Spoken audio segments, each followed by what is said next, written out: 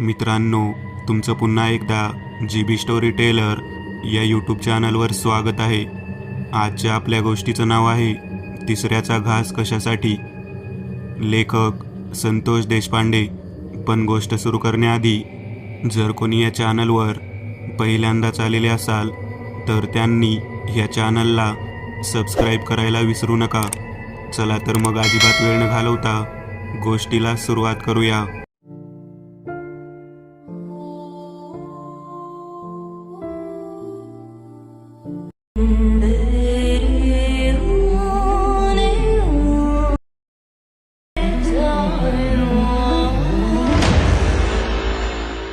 गरुड पुराण आणि त्याच्यासोबत असलेली माहिती आम्ही गोळा करण्यासाठी आमच्या आजोळी गेलो होतो.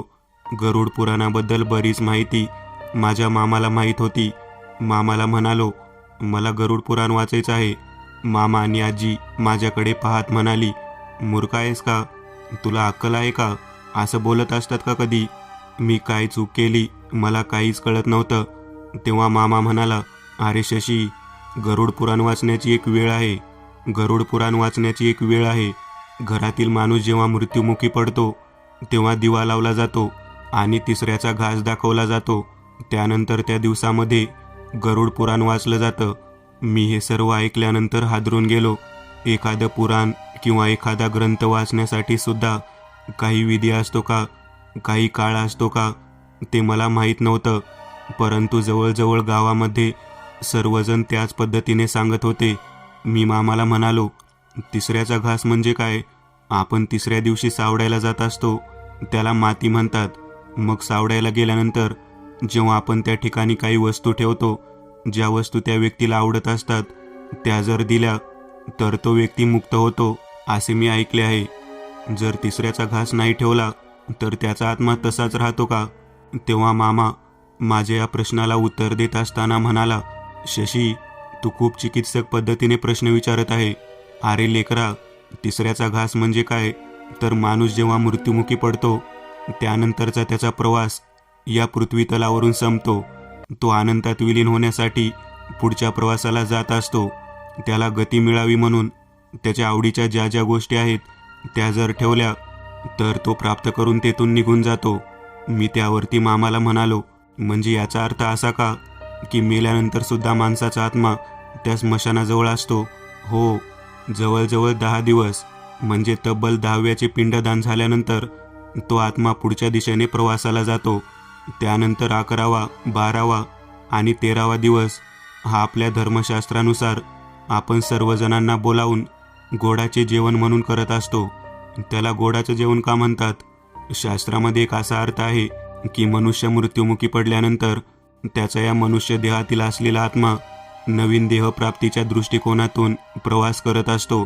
त्याच्या मुक्तीच्या दृष्टिकोनातून जे काही कार्य पूर्ण होते ते कार्य पूर्ण झाल्यानंतर त्या व्यक्तीच्या नावाने अन्नदान करण्याची प्रथा असते. त्याचा प्रवास चांगला व्हावा म्हणून गोडाचं जेवण केलं जातं, म्हणजे गोड पदार्थ केले जातात. तोपर्यंत 13 दिवस कोणताही व्यक्ती गोड पदार्थ घरामध्ये मिष्ट पक्वान खात नसतो. केवळ त्यासाठीच हे सर्व काही करायचे असते. मामाचे बोलणे ऐकल्यानंतर माझ्या मनामध्ये पुन्हा एकदा प्रश्न निर्माण झाला. मामा, तिसऱ्या दिवशी जर त्याच्या आवडीच्या गोष्टी ज्या गोष्टी आहेत त्या जर नाही ठेवल्या गेल्या तर? तेव्हा मात्र मामा माझ्याकडे चिडून पाहत म्हणाला, तुला अक्कल आहे का? आपल्या जवळच्या आवडत्या व्यक्तीचा मृत्यू झाल्यानंतर आपण त्याच्या आवडीच्या वस्तू का ठेवायच्या नाहीत? अरे मी फक्त प्रश्न केला, तू माझ्यावर चिडू नकोस. एखाद्या आत्म्याची इच्छा कोणत्या ना कोणत्या गोष्टीमध्ये राहिलेली असते. ती इच्छा जर राहिली तर त्याचा पुढचा प्रवास पूर्ण होत नाही, मग ती कोणती इच्छा असो. त्यासाठी त्या तिसऱ्या दिवशी प्रत्यक्ष समोर येऊन नमस्कार करावा लागतो. त्यावेळेला जर ती गोष्ट पूर्ण नाही झाली तर 10 दिवसापर्यंत प्रेतात्मा या ठिकाणी भटकत असतो. 10व्या दिवशी जेव्हा पिंडदान असते त्यावेळेला सर्व लोकांनी, सर्व नातेवाईकांनी त्याचे पिंडदान जेव्हा सुरू असते तेव्हा समोर उभा राहून नमस्कार करून आपल्या कर्तव्यातील गोष्टी पूर्ण करतो. आपल्या कर्तव्यातील गोष्टी पूर्ण करतो म्हणून त्या आत्म्याला शब्द द्यावा लागतो आणि मग तो आत्मा मुक्तीच्या दिशेने पुढचा प्रवास करत असतो. हे सर्व ऐकल्यानंतर माझ्या मनात प्रश्न निर्माण झाला, आपल्याला आवडते असणारी व्यक्ती, तिचा आत्मा मुक्त व्हावा म्हणून जर हे सर्व सोयीस्कर सोपस्कार असतील, तर आपल्याला त्या आत्म्याला मुक्तच होऊ द्यायचं नसेल तर आपण तिसऱ्याचा घास ठेवायचाच नाही, 10व्याचे पिंडदान करायचेच नाही. निदान तो आत्मा आपल्याला बोलायला तरी येईल. मृत्यूनंतर तो आपल्याला त्याची इच्छा तरी सांगेल. खरंच असं असतं का? ते आपल्याला कळेल. माझ्या कुतूहल मनातील या विचाराने चांगलेच घर केले. मी माझ्या मित्राला म्हणजेच प्रमोदला ही गोष्ट सांगितली. काही काय विचार करतोस? कोणत्याही गोष्टीमध्ये चिकित्सकपणा योग्य नव्हे. तरीसुद्धा गरुड पुराणावरून सुरू झालेला हा संवाद मी प्रमोदबरोबर सांगितल्यानंतर तो मला म्हणाला, आपण 4-5 जण मिळून या बाबतीत काहीतरी विचार करायला हवा. तेवढ्यात माझ्या मनात एक कल्पना आली. मी म्हणालो, अरे जयराम नाही का, त्याची आजी शेवटच्या घटका मोजत आहे. लता आजीच्या अंतिम समयी तिच्या आवडीच्या गोष्टी, तिचा दावा पूर्ण करायच्या दृष्टिकोनातून हे सर्व सोयीस्कर सोपस्कार होतीलच की. अंत्यविधीतील सर्व कर्म केले जातील. आपण जयरामला सांगायचं का की आपण तुझ्या आजीला परत बोलावू? निदान एकदा तरी मृत्यूनंतर त्याला त्याच्या आजीची भेट घालून देऊ. प्रमोद मला म्हणाला, काही काय बोलतोस? जयराम कशाला तयार होईल असल्या गोष्टीला? अरे का तयार होणार नाही? जर त्याची आजी मृत्यूनंतर त्याला बोलायला येणार असेल, तिच्या मनातील इच्छा सांगणार असेल, तर तो का तयार होणार नाही? तेव्हा प्रमोद म्हणाला, होय रे, त्याच्या आजीला लकवा मारल्यापासून तिला स्पष्ट बोलता येत नाही. ती तब्बल 3 महिने झाले अंथरुणाला खिळून आहे. मला वाटतं की आपण जयरामला तिच्या मनातील इच्छा जाणून घेण्याच्या दृष्टिकोनातून हा प्रयोग करायला सांगायला हवा आहे. तसंही आजीनंतर जयराम एकटाच असणार आहे. निदान आजीची इच्छा कोणती होती ती गोष्ट तरी जयरामला कळेल. प्रमोद आणि मी दोघांनी मिळून जयरामची भेट घ्यायचं ठरवलं. जयरामच्या घरी पोहोचलो. वडाच्या झाडाखाली असलेली त्याची झोपडी आणि त्याच्या बाजूला लागून असलेल्या कट्ट्यावरती आम्ही जयरामला बोलावलं. जयराम मला म्हणाला, खूप त्रास होत आहे रे आजीला. तिला काही सांगतासुद्धा येत नाही. ती केवळ हात करते आणि बोबड्या बोलाप्रमाणे माझ्याकडे काहीतरी सांगण्याचा प्रयत्न करते. मला कळत नाही, तिच्या आयुष्यात तिला ज्या गोष्टी मिळाल्या नाहीत त्या सर्व गोष्टी तिला द्यायच्या कशा, आणि तिला आवडणारी गोष्ट कोणती ते आपल्याला कळणार कसं? तेव्हा मी जयरामकडे पाहत म्हणालो, जयराम, तुझ्या मनात तुझ्या आजीचे बोल ऐकण्याची इच्छा आहे ना? तुझी आजी जवळजवळ 3 महिने झाले लकवा मारून तशीच अंथरुणावरती आहे. माझ्या मनात एक कल्पना आहे. ती कल्पना सत्यामध्ये उतरवण्यासाठी तूच काहीतरी करू शकतोस. तुला वाटतं ना तुझ्या आजीशी तू बोलावं, तिनं तुझं ऐकावं आणि तिच्या मनातील सर्व काही तुझ्यासमोर येऊन सांगावं, तर ते हे जिवंतपणे शक्य नाही. काय बोलत आहेस तू? हो, मी खरं तेच बोलत आहे. माणसाच्या 3ऱ्या दिवशी जर आपण त्याला घास ठेवला नाही तर ती व्यक्ती तशीच 10 दिवसापर्यंत भटकत राहते, स्वप्नामध्ये येते आणि आपल्या मनातील इच्छा सांगते. मला तोच प्रयोग इथे करावासा वाटतो. तुझ्या आजीने तुझ्यासमोर तिच्या मनातील इच्छा सांगणं किती महत्त्वाचं आहे हे तुलासुद्धा माहिती आहे.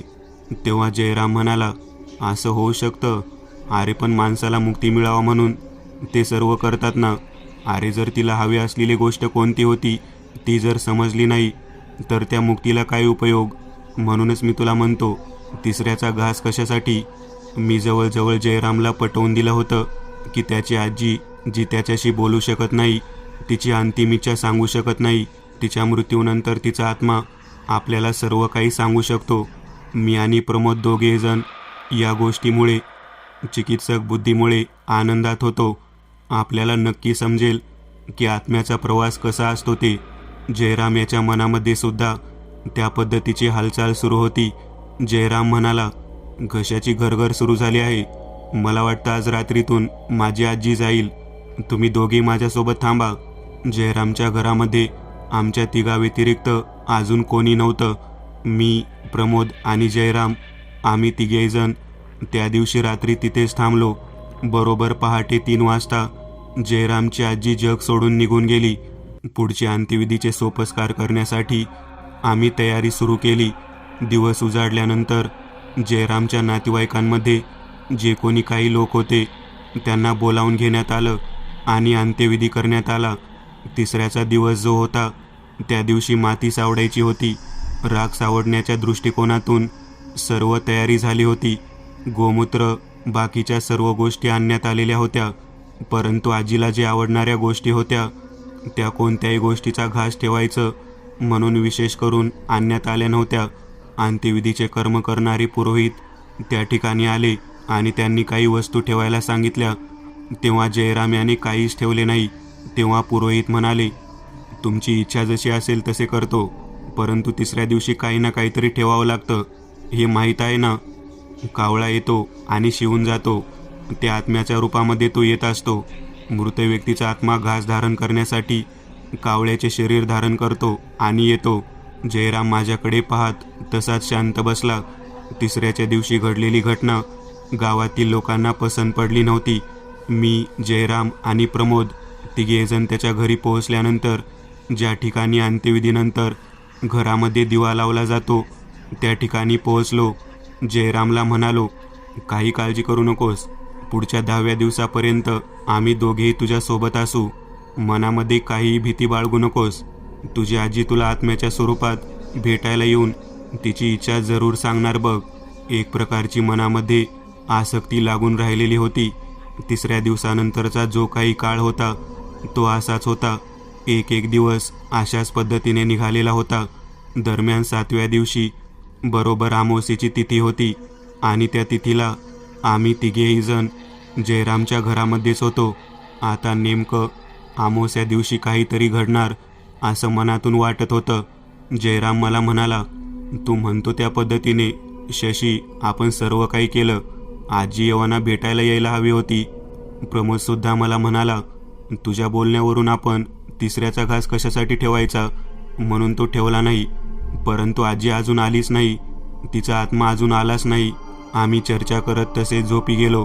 साधारण 3 वाजण्याच्या सुमारास ज्या ठिकाणी आजीचा जीव गेला होता त्या बाजूला असलेल्या भिंतीच्या खिडकीवरती खटखट आवाज येऊ लागला. काय कारण असावं काहीच कळत नव्हतं. जयराम झोपेतून उठला. जयराम खिडकी लावण्यासाठी प्रयत्न करू लागला. बाहेर पाहिलं तर एक पांढरी आकृती त्याला दिसली. जयराम जागेवरती हादरला. उघड दरवाजा, उघड, मला बोलायचंय, मला तुला काही सांगायचं आहे, उघड दरवाजा, उघड, असा आवाज जयरामला येऊ लागला.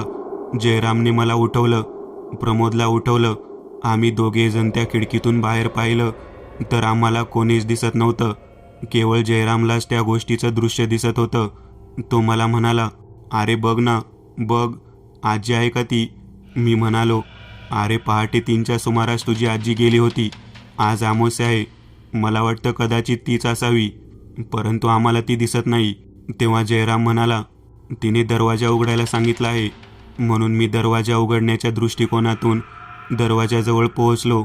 मी दरवाजा उघडला की एका क्षणात कोणीतरी माझ्या शर्टाच्या कॉलरला गच्च धरला आहे आणि बाहेर जोरात खेचून फेकून देत आहे असं मला जाणवलं. मी भयंकर घाबरलो. मी बाहेर खेचलो गेलो आणि समोर पायऱ्यावरून खाली पडलो. मला कोणत्या तरी शक्तीने चांगल्याच पद्धतीने खेचलेले होते. मी घाबरलो. मला काय करावे कळेना. एक शक्ती जिने माझ्यावरती हल्ला केलेला होता. मी तसाच पडून राहिलो. मी जयराम जयराम म्हणून ओरडलो. प्रमोदसुद्धा माझ्या पाठीमागे होता. त्यालाही त्याच पद्धतीने खेचून बाहेर फेकण्यात आले. दरवाजा आपोआप लागला. बराच वेळ गेला. आम्हा दोघांना कुठे जावे काय करावे कळेना. जयरामचा आवाज बंद झाला होता. त्या खोलीच्या आतमध्ये जयरामसोबत कोण काय बोलत आहे, ती शक्ती कोण आहे, काहीच कळायला मार्ग नव्हता. प्रमोद मला म्हणाला, नको त्या फंद्यामध्ये पडलो आणि तुझं ऐकून या भयानक पद्धतीच्या गोष्टीचा अनुभव घेऊ लागलो. कशाला काहीतरी करायचं. तेव्हा मी म्हणालो, लक्षात घे, कोणतीही गोष्ट सहजासहजी मिळत नाही. अरे बाबा, त्या शक्तीला जर राग आला आणि तिने जर आपल्याला मारले तर, जर मारायचे असते तर अगोदरच मारले असते. नक्की जयरामकडून आपल्याला काही ना काहीतरी नवीन गोष्ट समजेल. आतमध्ये किती वेळ झाला जयराम तसाच काही न बोलता त्या जागृत झालेल्या शक्तीबरोबर बोलत आहे. प्रमोद म्हणाला, जागृत झालेली शक्ती कुठली? भटकत असलेला आत्मा आहे त्याच्या आजीचा. तिसऱ्याचा घास कशासाठी हा प्रश्न निर्माण करून तू स्वतःचं कुतूहल जागृत करण्याच्या दृष्टिकोनातून केलेला जो प्रवास आहे तो नक्कीच मला वाटतं अंगलट येईल. नाही रे, तसं नाही होणार. शशी, एक लक्षात घे, पूर्वजांनी ज्या काही गोष्टी करून ठेवलेल्या आहेत त्या उगाच केलेल्या नाहीत. अरे, त्या गोष्टीचा कुतूहल आहे म्हणूनच तर जयरामला मी हे सांगितलं. आणि तसंही बघ ना, जयराम आजीला लकवा मारल्यामुळे स्पष्ट बोलता पण येत नव्हतं. त्या बिचारीने शेवटची इच्छा कशी सांगायची? निदान हा प्रयोग केल्यामुळे आज अमावस्येच्या रात्री का होईना तिचा आत्मा जागृत होऊन या ठिकाणापर्यंत आलेला आहे. आम्ही दोघेजण त्या ठिकाणी बसून चर्चा करत होतो. काही वेळानंतर बरोबर 3:30 वाजण्याच्या सुमारास दरवाजा वाजू लागला आणि घरावरच्या 3-4 कौलामधून जोरात एक प्रकाश बाहेरच्या दिशेने पडलेला दिसला. कौलं फुटली आणि बाजूला उडाली. हा काय प्रकार असावा याचा विचार करू लागलो. प्रमोद म्हणाला, कदाचित ती शक्ती त्या ठिकाणाहून वेगात बाहेर निघून गेली असेल. जयरामने तिला काहीतरी सांगितलेलं असावं. आम्ही दरवाजा वाजवू लागलो. बराच वेळ झाला तरी दरवाजा उघडला जात नव्हता. जयराम, जयराम म्हणून मी हाक मारत होतो, परंतु खूप प्रयत्न केला तरी त्याने दरवाजा उघडला नाही. शेवटी 15-20 मिनिटानंतर मी आणि प्रमोद दोघेजण परत आमच्या घराकडे झोपण्याच्या दृष्टिकोनातून चालत निघालो. काही वेळानंतर आमच्या पाठीमागे कोणीतरी आहे हे आम्हाला जाणवू लागलं. प्रमोद मला म्हणाला, आपल्या पाठीमागे कोणीतरी येत आहे असं मला जाणवत आहे. मी म्हणालो, अरे जयराम उठत नाही. त्या कौलामधून वरच्या दिशेने निघून गेलेली शक्ती ती त्याची आजी होती का अजून कोण होती हे कळत नाही. काहीतरी विचित्र घडतंय बघ. आता पाठीमागे कोणीतरी आहे हे पुन्हा जाणवू लागलं. आम्ही मागे वळून बघायचं नाही असं ठरवलं आणि घरापर्यंत जाऊन पोहोचलो. मी घरात गेलो, दरवाजा उघडला आणि प्रमोदनं सुद्धा माझ्यासोबत माझ्या घरी थांबायचं ठरवलं. आतमध्ये गेलो तर समोरच्या बाजेवरती कोणीतरी बसले आहे हे मला स्पष्ट दिसू लागलं. बाजेवरती कोणीतरी बसलेलं आहे हे पाहिल्यानंतर आम्ही दोघेजण दरवाजा जसा उघडला होता तसाच बंद करून बाहेर बसलो. प्रमोद मला म्हणाला, अरे जयरामची आजी तर आपल्या पाठीमागे आली नाही ना? मी म्हणालो, मागे यायला हवी होती. आपण पोहोचायच्या अगोदर पुढे कोणीतरी जाऊन कसं काय बसला असेल? आपण नको त्या गोष्टीच्या नादी लागलेलो आहोत. आपण हे करायला नको होतं. मी म्हणालो, अरे निदान कळलं तरी आपल्याला काय घडत आहे ते. मनामध्ये वाईट आणू नकोस. आपण काही चुकीचे केलेले नाही. चांगल्या दृष्टिकोनातूनच प्रयत्न केलेला आहे. अरे पण एखाद्या आत्म्याचा प्रवास आपल्यामुळे थांबलेला आहे हे तुला कळत नाही का? माझ्या डोक्यामध्ये प्रकाश पडू लागला. मी विचार करू लागलो, खरंच की आपण एका वृद्ध व्यक्तीच्या आत्म्याला या संसाराच्या जाळ्यामधून, मृत्यूच्या फेऱ्यामधून मुक्त होण्यासाठी मदत करायला हवी होती. तर उलट आपण त्याला त्याच्या आवडीचा घास कशासाठी हा प्रश्न निर्माण करून तसेच थांबवून ठेवले. कदाचित त्यामुळे तर जयरामची आजी माझ्या पाठीमागे लागली नसेल ना, हा विचार आला आणि मी दरवाजा उघडून पाहिलं तर बाजेवरती कोणीच नव्हतं. आम्ही दोघेही आत गेलो. प्रमोद मला म्हणाला, वेळ संपली दिसते, कारण आता ब्रह्ममुहूर्त सुरू झाला. 4:15-5:30च्या दरम्यान ब्रह्ममुहूर्त सुरू होतो. लोक देवाची आराधना करण्यासाठी नामस्मरण करतात. कदाचित या काळामध्ये वाईट शक्ती आपल्याला दिसत नसावी. माझ्याही मनात असाच विचार आला. मी बराच वेळ विचार करत होतो, आपण काही चूक केली आहे का? मला प्रमोद म्हणाला, झोप घ्यायची राहूनच गेली. थोडा वेळ झोपूयात आणि मग जयरामकडे जाऊया. जयरामच्या खोलीच्या आतमध्ये काय झालं हे काहीच कळालं नाही. माझ्या मनातही हुरहुर लागून राहिली. मी प्रमोदला म्हणालो, ठीक आहे. आम्ही दोघेही जण 2-2.5 तास झोपलो. 6-6:30 नंतर उठलो आणि थेट जयरामच्या खोलीकडे निघालो. जयरामच्या घरामध्ये पोहोचल्यानंतर मला एक विचित्र दृश्य दिसलं. जयराम लकवा मारल्यासारखा खाली पडलेला होता. त्याला काहीही बोलायला येत नव्हतं. तो माझ्याकडे बोट दाखवून काहीतरी रागारागाने इशारा करत होता. मला काय बोलावं ते कळत नव्हतं. मी विचार करू लागलो, अरेच्या, जयरामला असं कसं काय लकवा मारला? तो तर तरुण आहे, माझ्या बरोबरीचा आहे. हे कसं काय घडलं? त्याला काहीतरी सांगायचं होतं. मी आणि प्रमोद दोघेजण आश्चर्यचकित झालो. नेमकं काय घडलं असेल रात्री हे आम्हाला काही कळायला मार्ग नव्हता. मी प्रमोदला म्हणालो, अरे जयरामच्या आजीच्या हातून तिने राग तर व्यक्त केला नाही ना? आपल्या नातवाने असे केले म्हणून तिने स्वतःचा राग त्याच्यावरती काढला तर नाही ना? होय, मला सुद्धा तसेच वाटतं. त्यामुळेच तर जयरामला त्याच्या आजीला होणारा जो त्रास होता तो त्रास उपभोगावा लागत आहे. या सर्व गोष्टीला तूच कारणीभूत आहे. शशी, तू नको त्या गोष्टीमध्ये पडला, असे मला तो म्हणाला. माझ्या मनामध्ये एक भीती वाटून राहिली. जयराम तिचा नातू असून त्याला या प्रकारची शिक्षा दिली आहे. आपल्याला तर ती घरामध्ये गेल्यानंतर प्रमोद मला म्हणाला, बघ, स्वतःच्या नातवालाही शिक्षा दिली आणि त्याला या गोष्टी करायला लावणाऱ्या तुला आणि मला तिने काय केलं असतं? बरं झालं आपण घराच्या आत गेलो नाही आणि वेळ टळून गेली. मी म्हणालो, नाही, मला वाटत नाही ते आपल्याला सोडेल. आज 8वा दिवस आहे. 9 आणि 10वा, 10 दिवसापर्यंत आत्मा भटकत असतो. आपण या गोष्टीला थांबवण्यासाठी काहीतरी करायला हवं. अरे मूर्ख माणसा, तुझ्या मामाला विचार ना, मामा सांगेल ना तुला हे सगळं. तुझ्याबरोबर मला सुद्धा म्हणत होते ते, मलाही त्यामध्ये तू गुंतवून टाकलास. जयरामची अवस्था पहा जरा. आता 10व्याचा विधी कोण करणार, कसं करणार? त्याच्या आजीला तर मुक्ती मिळालीच नाही. उलट आपण आणि जयराम तिघेही जण नको त्या गोष्टीमध्ये अडकून बसलेलो आहोत. तुला वाटत नाही का की आपण एक खूप मोठी चूक केली आहे? त्याच्या बोलण्यावरती मला काय उत्तर द्यावे काहीच कळत नव्हतं. आपण तर खरंच खूप मोठी चूक केली आहे असे मला जाणवत होतं. आपण मामाला या गोष्टीबद्दल सांगायला हवं असं माझ्या मनात आलं आणि मी, प्रमोद दोघेही जण माझ्या आजोळी जाण्यासाठी परत निघालो. जयराम आणि त्याच्या बाबतीत घडलेली घटना मी मामाला सांगितली. मामा मला म्हणाला, मूर्ख आहेस तू. निसर्गाच्या चक्रामध्ये ज्या गोष्टी घडतात त्याच्यामध्ये कधी अडथळा आणायचा नसतो. मृत्यूनंतर असा प्रवास ही एक पवित्र गोष्ट आहे. आत्मा मुक्त झाल्यानंतर त्याच्या दशक्रियाविधीनंतर त्याला खऱ्या अर्थाने गती मिळते. तो आत्मा पुन्हा पुढचा जन्म घेण्यासाठी, नवीन देह धारण करण्यासाठी तडफडत असतो. अरे मामा, जयरामच्या बाबतीमध्ये जे घडलं ते जरा वेगळंच घडलं. मला वाटत होतं त्याच्या आजीला काहीतरी सांगायचं आहे आणि ते सांगण्यासाठीच तिचा आत्मा मुक्त होऊ नये म्हणून मी प्रश्न निर्माण केला, तिसऱ्याचा घास कशासाठी? आणि जयरामच्या मनात सुद्धा इच्छा निर्माण झाली की आपण आपल्या आजीला तिसऱ्या दिवशीचा घास ठेवायचा नाही. आणि कदाचित त्यामुळे हे सर्व काही घडलेलं असावं असं मला वाटतं. मामा मला म्हणाला, शशी, तू तुझ्या कुतूहलातल्या गोष्टी मनामध्ये आणून जे काही केलंस त्यामध्ये तुझा मित्र बिचारा अडकला.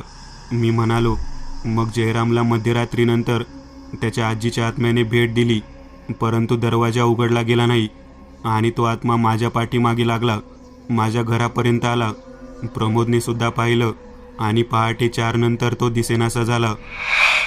पुन्हा आम्ही जयरामला भेटल्यानंतर तो लकवा मारलेल्या अवस्थेत दिसला. हे कशामुळे? तेव्हा मामा म्हणाला, यासाठी तुला जयरामलाच प्रत्यक्ष या ठिकाणी घेऊन यावे लागेल किंवा आमच्या गुरुजींना जयरामची स्थिती दाखवावी लागेल. तू म्हणतोस ते सगळं खरं आहे. अंत्यविधीच्या या काही गोष्टी आहेत त्या उगाच लिहून ठेवलेल्या नाहीत. लोक उगाच त्या गोष्टी करत नाहीत. काही ना काहीतरी त्या पाठीमागे कारण आहे.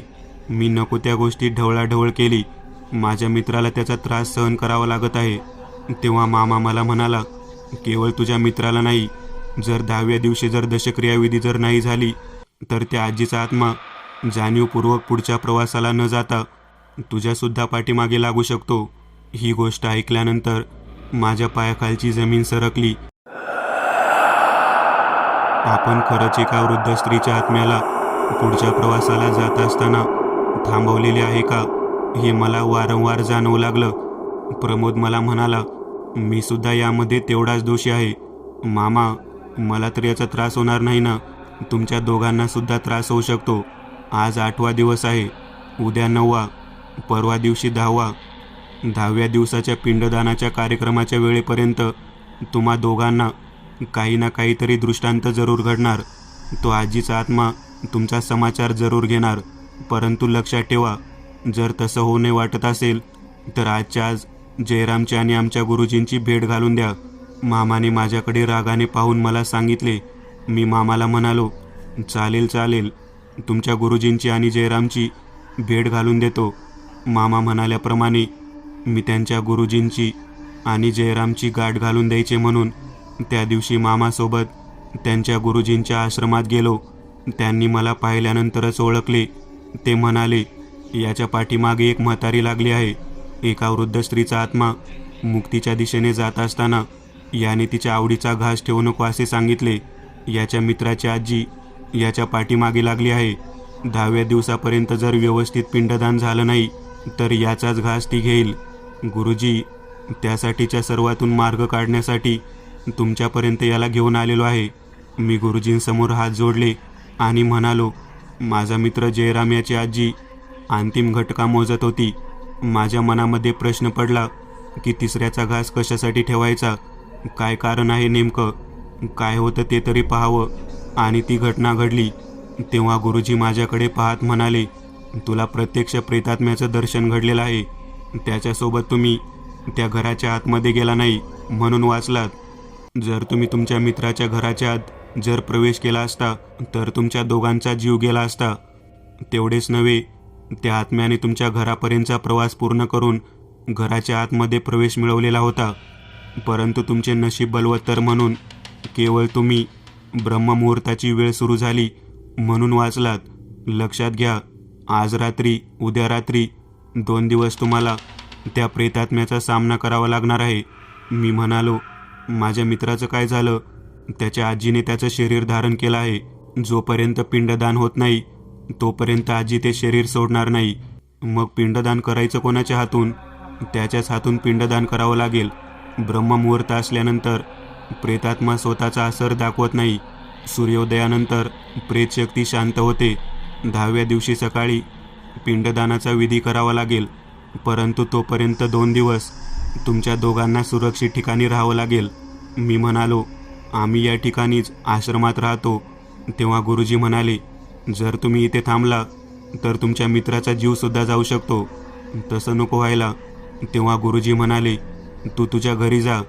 तुझ्या आणि तुझ्या मित्राला आणि या प्रमोदला काही होणार नाही. आणि गुरुजींनी माझ्याकडे, माझा मित्र प्रमोदकडे एक रुद्राक्ष दिले. ते रुद्राक्ष पाहिल्यानंतर मी म्हणालो, हे रुद्राक्ष कशासाठी? तेव्हा गुरुजी म्हणाले, रुद्राक्ष म्हणजे साक्षात ईश्वरी शक्ती तुमच्या सोबत आहे असा त्याचा अर्थ होतो. तुम्ही प्रत्यक्ष प्रेताशी चर्चा करू शकता, बोलू शकता, परंतु प्रेत मात्र तुम्हाला काहीच करू शकणार नाही. तुझ्या मनात तिसऱ्याचा घास कशासाठी हा प्रश्न आला ना, त्याचे उत्तर तुला या 2 दिवसात कळेल. मी गुरुजींच्याकडून रुद्राक्ष प्राप्त करून माझ्या घराकडे निघालो. प्रमोदसुद्धा माझ्यासोबतच झोपायला होता. प्रमोद मला म्हणाला, तुझ्यासारख्या मूर्ख मित्रामुळे मी नको त्या पंद्यात पडलो. काही गरज नसताना नाही त्या गोष्टी जाणून घेण्यासाठी मी या अविचारी गोष्टींमध्ये पडलो. मला या सर्वातून बाहेर पडायचं आहे. मी प्रमोदकडे पाहत म्हणालो, माफ कर मित्रा, माझ्यामुळे जयरामला आणि तुला खूप त्रास होत आहे. परंतु माझ्या प्रश्नाचे उत्तर तरी मला कळेल ना? तेव्हा प्रमोद म्हणाला, कसला प्रश्न आणि कसलं उत्तर? अरे मूर्खा, जर आपण आत गेलो असतो तर जीव गेला असता असे गुरुजी म्हणाले. निसर्गाच्या नियमानुसार ज्या गोष्टी घडत असतात त्या घडू द्यायच्या असतात. मी त्या दिवशी रात्री रुद्राक्ष जवळ ठेवून झोपलो. पुन्हा पहाटे 3 वाजता चित्रविचित्र पद्धतीचा दरवाजा ठोठावलेला आवाज येऊ लागला. मी तो आवाज ऐकला आणि बाहेर बघतो तर काय, जयराम लकवा मारलेल्या अवस्थेत चालत चालत आला होता आणि माझ्याकडे पाहून ओरडून म्हणत होता, केवळ तुझ्या मूर्खपणामुळे माझ्या नातवाने मला घास ठेवला नाही. नालायक मुला, अंत्यविधी, दशक्रिया या सर्व गोष्टी तुला चेष्टा वाटल्या का? आत्म्याचा प्रवास थांबवण्याचा प्रयत्न करत आहेस. माझ्या मनातील इच्छा जाणून घेण्यासाठी माझ्या नातवाला चुकीच्या गोष्टीत अडकवला. तुला माझ्या मनातील इच्छा जाणून घ्यायची ना? मला हे जीवन, ते शरीर, तो त्रास नको होता. कधी एकदा त्यातून बाहेर पडेल आणि पुढच्या प्रवासाला जाईल असं हवं होतं.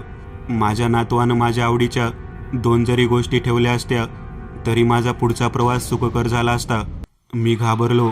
मी त्या आजीकडे हात जोडून म्हणालो, माफ करा आजी, माफ करा. खूप मोठी चूक झाली. तुझ्या नातवाच्या बाबतीत मी चुकीचं केलं. तिसऱ्याचा घास कशासाठी हा प्रश्न निर्माण करून मी खूप मोठी चूक केली. माझ्या मनात एक प्रश्न होता, जे लोक अंतिमविधी करत नाहीत, दशक्रियाविधी करत नाहीत, त्यांचं काय होतं? त्यांच्या आत्म्याला मुक्ती मिळते का नाही? ते आपल्याला दिसतात का नाही?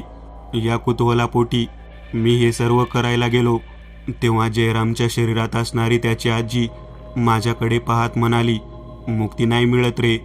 ते 12 वर्ष पिशाची योनीमध्ये फिरत राहतात. पूर्वजांना गती मिळत नाही आणि पूर्वजांना गती नाही मिळाली, मुक्ती जर नाही मिळाली तर त्या कुळाचा वंशसुद्धा वाढत नाही. हे सर्व ऐकल्यानंतर मला जवळजवळ कळून चुकलं की आपण खूप मोठी चूक केली आहे. मी माझ्या मित्राच्या शरीरात असलेल्या त्याच्या आजीकडे पाहत साष्टांग दंडवत घालत म्हणालो, मला माफ कर, मला माफ कर. मी खूप मोठी चूक केली. तुझ्या प्रवासामध्ये मी अडथळा निर्माण केला. मी दशक्रियाच्या दिवशी तुझ्या नातवाच्या हातून पिंडदानाचे कार्य करेन. तुझ्या आवडीच्या गोष्टी त्याला ठेवायला देईन आणि मी स्वतः नमस्कार करून तुझ्या आवडीच्या गोष्टी तुला अर्पण करेन. तिसऱ्याचा घास कशासाठी हा प्रश्न मी पुन्हा कधीही डोक्यामध्ये आणणार नाही. माफ कर मला, माफ कर. माझ्या पाठोपाठ प्रमोदसुद्धा जयरामच्या शरीरामध्ये असलेल्या त्या आजीच्या प्रेतात्म्याला नमस्कार करून उमऱ्यावरती नाक घासत होता. आम्हाला ही गोष्ट खूपच भीतीदायक वाटत होती. ती जयरामची आजी आमच्या दोघांकडे पाहत म्हणाली, केवळ आणि केवळ तुम्ही माझ्या नातवाचे मित्र आहात म्हणून तुम्हाला मी यातून अभय देते. अन्यथा प्रेतात्म्याचा प्रवास थांबवण्यात आला. मृत्यूदंडाशिवाय शिक्षा नाही. पुन्हा एकदा प्रमोदाने मी माफ कर, माफ कर म्हणून हात जोडले. वर पाहिलं तर जयराम खाली पडलेला दिसला. आम्ही जयरामना आमच्या घरामध्ये उचलून आणलं. दुसऱ्या दिवशी सकाळी जयराम व्यवस्थित होता, परंतु त्याचा लकवा गेलेला नव्हता. 10व्या दिवशी जयराम समोर गुरुजींना आणून त्याच्या हातून त्याच्या आजीचे पिंडदान आणि घास ठेवण्याचा विधी पूर्ण केला आणि 10व्या दिवशी रात्रीच जयराम त्याच्या लकवा मारलेल्या बाजूला व्यवस्थित पद्धतीने हालचाल करू लागला. मी जयरामची माफी मागितली. माझ्या एका कुतूहलात्मक पद्धतीच्या प्रश्नामुळे, तिसऱ्याचा घास कशासाठी या एका प्रश्नामुळे खूप मोठे भयंकर संकट मी ओढवून घेतलं होतं. अखेर परंपरा ही परंपरा असते आणि विधी हे विधी असतात. त्यामध्ये आपल्याला कोणाला हस्तक्षेप करण्याचा काहीच अधिकार नसतो. मित्रांनो, आज पुरतं एवढंच. तुम्हाला जर काही गोष्ट आवडली असेल तर नक्की लाईक करा. तुमच्यापैकी बरेचसे जण व्हिडिओ लाईक न करताच पळून जातात, पण हा जर व्हिडिओ तुम्ही लाईक केला तर मला जरा बरं वाटेल आणि असेच भारी भारी व्हिडिओ बनवायची माझ्यात एनर्जी येईल. त्यामुळे नक्की लाईक करा आणि अजूनही कोणी या चॅनलला सबस्क्राईब केलेलं नसाल तर लगेच सबस्क्राईब करून टाका आणि बाजूची घंटी ती मात्र दाबायला विसरू नका. देवाची घंटी आहे ती. चला तर मग पुन्हा भेटूया अशीच एक आगळी वेगळी गोष्ट घेऊन पुढच्या